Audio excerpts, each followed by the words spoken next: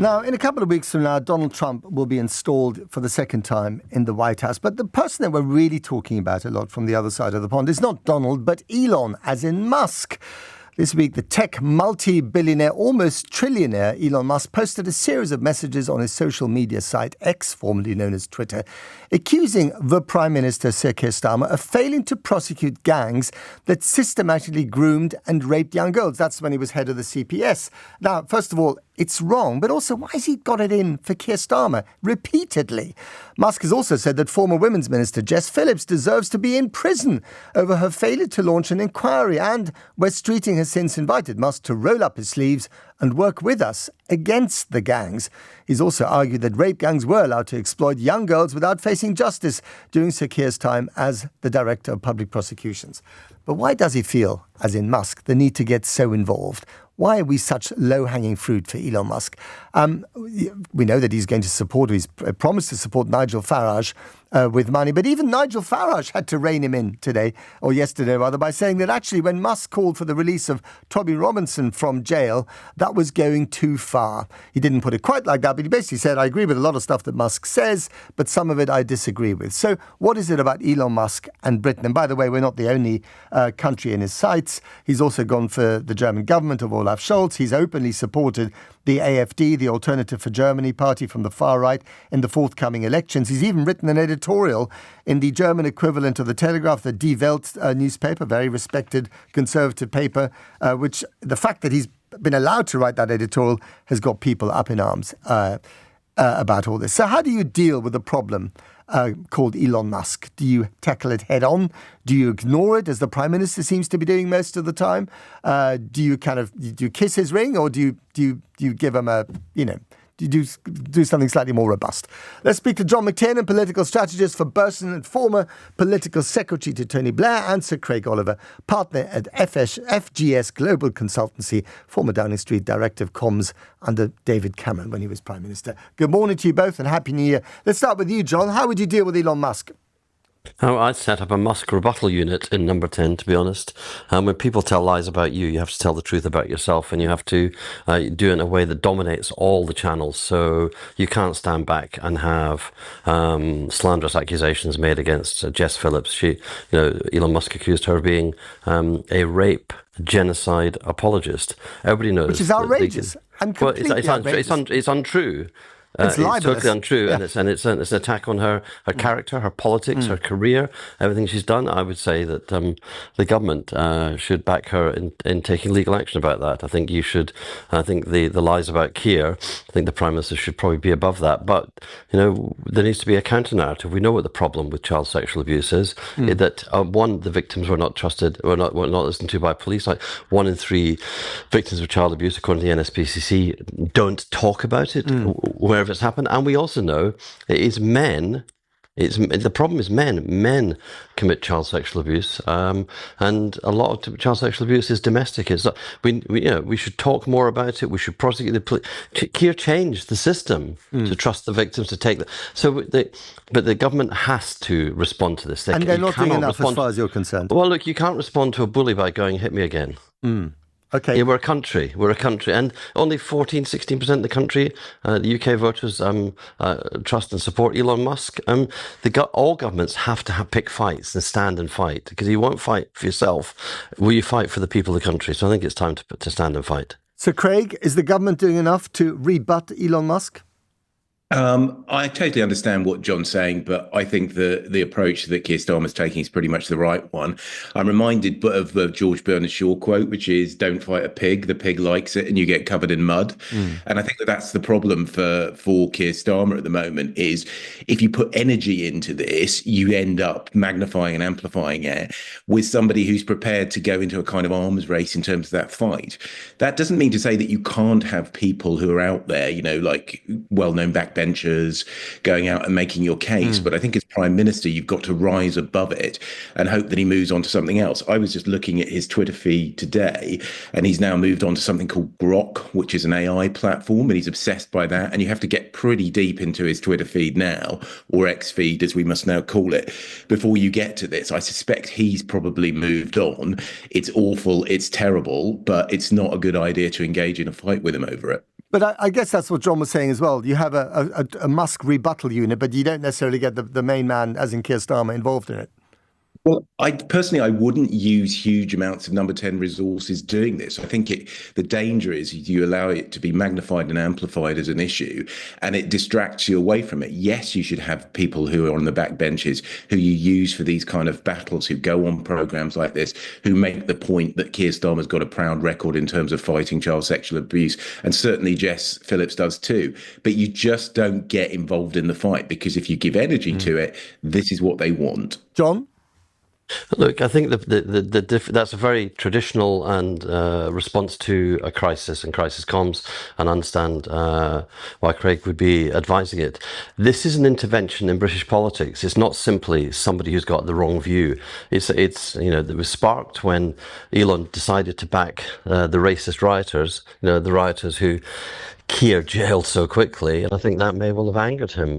But this is part of a political project, a right-wing political project, which involves the AFD, which involves reform, and obviously there's been some distancing of it, backing Tommy Robinson, who is correctly in jail. The rule of law's put Tommy Robinson into jail. You can't have your country's reputation defined in this way by a billionaire who shapes opinion. He's got a platform that shapes discourse. You have to respond to the shaping of the political discourse. Otherwise, why are you in politics? At some point, you do have to stand and fight. And I think this is one of them, because it is a racist rhetoric to legitimate extreme right-wing positions that there is such a thing as a problem with Pakistani grooming gangs, when 92%, according to the Home Office, 92% of child sexual abuse in Britain is done by white men. I mean, Craig, do we have a particular problem with Elon Musk? I remember we were agonizing about Russian bots getting in on Facebook and trying to influence the Brexit campaign, etc., etc. But I mean, here we've got a bloke with 220 million followers on a platform that he owns, and more importantly, seems to have still the ear of the next president of the United States, has promised to fund, one of our political parties, Reform UK. I mean, this is more than just someone, with a loudhailer on his own platform. This is a considerable political influence in our country, isn't it, potentially? I think none of us are disagreeing that this is disgusting. It's terrible. Elon Musk has retweeted a picture of Keir Starmer saying, "I support child rape," or "I facilitate child rape." It's dreadful. It's terrible. The point is, are we in a situation where most right-thinking people are sitting there going, "I tell you what, I think that Elon Musk, he's got a point." I actually don't think most people in this country are. They know exactly what's going on. They know that he's an agitator. And what do we know about agitators is they love it when people fight back and engage with them in that fight. The question is, what is the right way to deal with this? There are more than enough people going out there like me, John, even your editorial stance of your program, which is saying this is disgusting and wrong. There's more than enough people going out there doing that. Should our Prime Minister be engaged in this and doing that fight? No, I don't think he should, because I think he will just get dragged further and deeper into the mire, and he's got bigger problems that he needs to be focused on, and he should allow other people to make that argument for him. And what about Musk's power in Washington? I mean, it is possible that in a forthcoming trade negotiation, even if he dials it down on X, he'll be whispering into Donald Trump's ear, or maybe even into Peter Mandelson's ear, the new ambassador, saying whatever he's going to say. I mean, this is something, again, how do you deal with a kind of free, radical, rogue billionaire stroke trillionaire agent like Musk when it comes to actual policy, let alone what he says on a public domain? I think that the only thing that you can do is to not give him more energy. Don't fight him on his battleground and his terms. And I think that the reality is that the reason somebody like Peter Mandelson has been made ambassador to Washington, D.C. is because I think Keir Starmer believes that he's got the capacity and ability to open up channels to Donald Trump and the sophistication to make arguments to him. Look, we will see where Elon Musk is in 6 months' time. There's plenty of people saying, look, he's already irritating the president of the United States, and he's not going to, that the Doge isn't going to actually work as a government department, and that this may all be a bubble. My worry is that the Prime Minister gets distracted, gets blown up, gets drawn into battles that he shouldn't be fighting and should be allowing other people to fight on his behalf. John, is there a bigger point here about the quality of leadership coming out of number 10? That, Keir Starmer's been criticised for being perhaps a bit too meek, a bit too kind of managerial. We need a stronger leadership voice. I mean, maybe not go back to the days of Boris Johnson, all that charisma and bluster, but something in between. If you don't if you don't find your own voice in number 10, does that mean that you're going to be buffeted much more by stuff that's out of your control anyway? See, I agree with Craig. You need a variety of voices. I mean, I would be interested in number 10, putting John McDonnell up and out on this. Let's have a left critique, a left Labour critique of what's going out. I would actually use a variety of different voices and different proxies to make the case. And I think, there should be backbench Labour MPs. Maybe it's been suppressed by Twitter, by X. Backbench Labour MPs backing Jess Phillips, backing the Prime Minister, constantly retweeting material that rebuts. Because I think Craig's right. You were towards answer this conversation. Me and Craig were saying, lots of people are saying the same kind of things about this, and the public opinion has not been shifted in favour of Elon. But political moments are made by political campaign strategies. The same discipline that was used to get elected should be used to project the government's message, but also to protect the government and its figures. But even if, my specific question is, even if, to you, John, is even if Keir Starmer doesn't get his hands dirty with Elon Musk in the arena of politics, should he be stronger when it comes to his voice about all the other issues? So I think I get the question. The thing is, Keir is a leader like he is. He changed the CPS not with big speeches, but by reform, fundamental structural reforms that actually have improved prosecutions. The rates of prosecutions have been given victims' right. He changed. But he's now Prime Minister, not head of the CPS. No, I know, but his social being is the same. The same approach he took to turning the RUC into the respected Northern Ireland Police Service. That's how he does business. He's not going to change into a different person. Now he is the Prime Minister. It's why he needs a team, which he uses, a team of people that's bigger than the cabinet, that's bigger than the ministerial team, that deliberately chooses voices to go up there and take the fight. Keir is never going to be a Prime Minister who does the big rhetorical. Obama, when he got into trouble, would make a great speech. And when he got into really big trouble, he'd write the speech himself. That's not who Keir is, but Keir has a capacity to mobilise different people in the Labour movement, in civil society, in the Labour Party, and that should be articulated more. There should be more people. The Biden White House had many flaws. 5:30 every morning, the message of the day and the briefing for everything went out to thousands of proxies all around the country, or in the US. So you had voices there who knew what to say and how to say it, rather than being like me and Craig, taking an analytical position based on our experience and our profession. Yeah, but even the Biden White House was widely criticised for not, trumpeting its positive message on the economy sufficiently, and it got lost in the, blizzard of other stuff. I think I'm pretty glad I'm not political secretary today. In a world of WhatsApp, in a world of TikTok, in a world of Instagram, those are the days before I've become the guy who says, "What is a TikTok?" But you need to flood the field. And again, this is, I think, a build on what Craig was saying. If you don't want to be talking about your attacks on you, talk about what you want to talk about. So very much the government's in a mode of kind of announcing, but not rolling the pitch, not preparing, not getting a bunch of voices up. So the social care thing, there's a very strong argument for the approach social care Labour's taking, which is you need a cross-party consensus so any reform is lasting. But the announcement was dropped, and all we've had is criticism, people going, this is not radical enough. So it's like this well, you notice the number, don't you? The three-year thing comes up, and that just seems a bit too... Comms for the modern world requires much more sophisticated multi-channel strategy. Okay. And that's my view.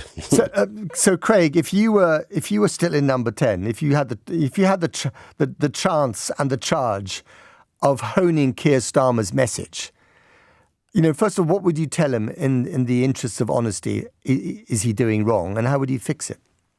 I think that the government has made a number of unforced errors, and it's sort of made some announcements like the situation on pensioners not having the winter fuel payment, that kind of thing, out and left them hanging out there. And there's been a number of occasions where they've just sort of left stuff out there to be attacked. They also, I think, over the Christmas period, we would have made sure that there was a story every single day over the Christmas period, and that what the government was saying and doing, what it was doing, why it was doing it, who it was doing for every single day. And another vacuum is there. And I think that is one of the issues this government is finding, is that when you leave a vacuum in the modern world, it will be filled by other people, and people will start creating your narrative for you. And I think that is a real problem with this government. I think they're also starting to look like a government that is far more obsessed with achieving a second term than they are with actually doing anything. So stories like the social care thing come out yesterday, and they say, look, we're not going to actually do anything about this for another 3 years. It just looks terrible within the context that they're already setting. So I think they've got to have a very clear message. They've got to repeat it daily. And they've got to, as John says, be out there in a multi-channel world constantly pushing and fighting for it. The problem is we're not really seeing enough evidence of that. And as a result, people are creating the story around the government rather than the government creating its own story. And is the problem also that, a government that's just been elected, or 6 months ago, with a whopping majority, but low popularity, it has a lot of power, but not much popular support, also thinks that it has time on its side. And actually time does sort of sift away quite quickly, even if you've got 4.5 years. I think it's a really good point. I think that John was getting to this in the sort of multi-channel TikTok Elon Musk era, where people can, just send a battery of stuff out there endlessly. You do actually have to focus on this. I think in Westminster, it's sometimes quite cool to say, we're not going to be the kind of spin meisters. We're not going to be the people who are focusing on our message. I think that's fatal in the modern world. You have to constantly be making strategic communication exactly part of what you're doing from day one. And it also needs to be backed up by clear policies of this is what we are going to do and this is what we're going to achieve. 5 years will go very, very quickly if you cannot demonstrate to people that we're making real progress on a number of issues. And judging that progress when it comes to waiting lists and education and transport is going to be tough. People are rather slow in realizing that positive changes happen. So just to circle back to Musk, if you don't fill the vacuum with that messaging from the government in a unified, uniform and believable way, other people are going to fill it for you. And Musk is the best example of that. Yeah, well, look, I think we're conflating two things here. I still stick by the point that if you fight Musk, you will end up getting dirty and you'll make the situation worse. You need a stronger alternative message, which is out there constantly, which is trumping this, if you forgive the pun, that you're trumping the Musk story. You are out there. What is the government doing today? What is it saying that is a better story than Elon Musk? How is it using other people to counter Elon Musk because other people are going to be interested in that? But there's a danger that we sort of conflate the two and say that actually the media is fascinated by Musk slagging you off, give them more energy to give more stories on that. That makes the situation worse. You need alternative stories that are clear positive examples of why this government is doing the right thing for people in this country. Okay, so Craig Oliver and John McTernan, thank you very much to both of you. And to you listening out there, what is the right way to deal with Elon Musk? Should we ignore him or should we tackle him? Should we take him face on?